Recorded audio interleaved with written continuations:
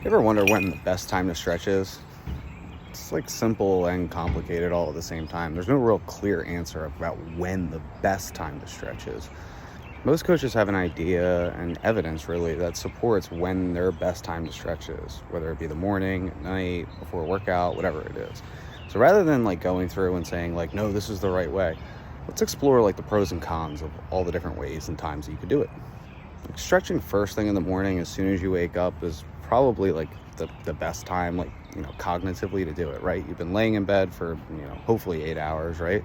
You have plenty of time. You just wake up. It gets to be part of that morning routine, which everyone's always trying to build. So that has some really good benefit of it. I think the hardest issue is that most people just don't, right? Most people want to wake up, have a cup of coffee, kind of get their day started.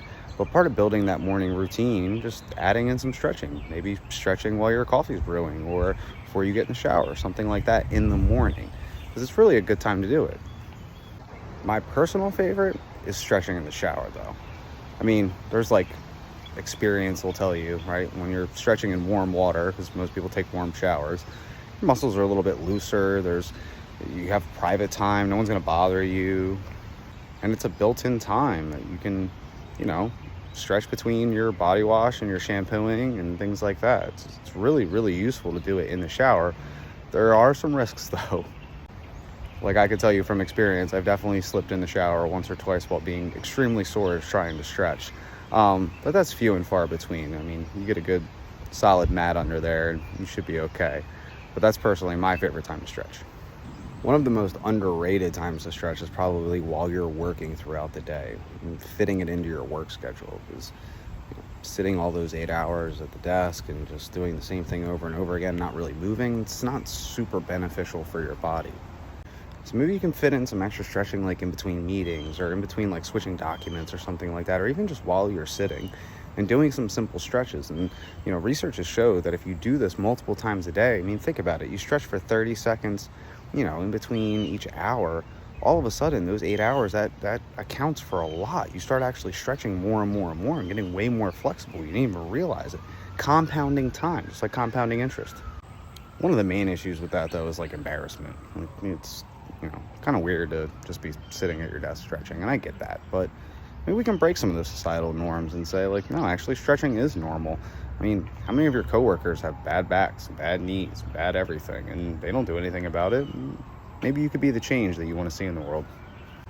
One of the potential downsides, and I'm like air quote, like this is a potential downside, is that you haven't really warmed up your muscles, right? Like you're not really like in the zone of doing it. It's not really directed. You're not saying like, I'm going to do these stretches before these exercises.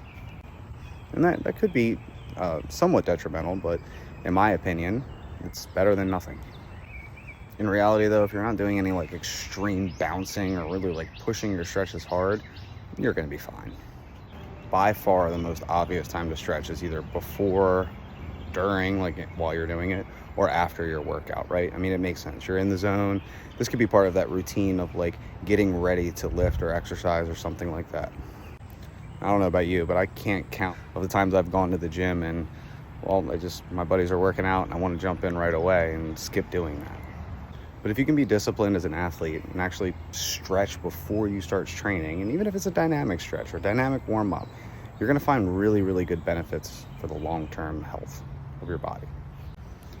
Now, stretching after a workout is probably even better.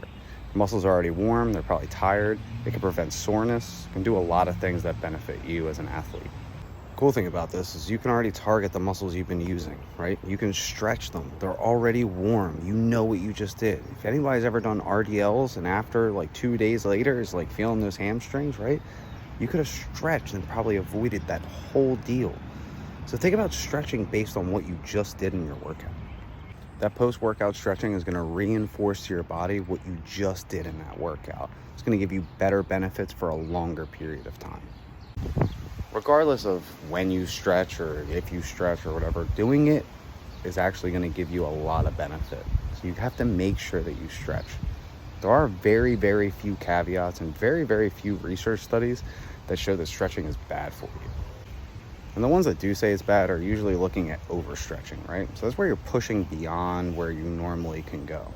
And you see this a lot where people are trying to have other people push on them and like bouncing up and down super hard. Like, that's not good. Okay, final thoughts though. You should stretch multiple times a day, probably a lot more than you're doing now.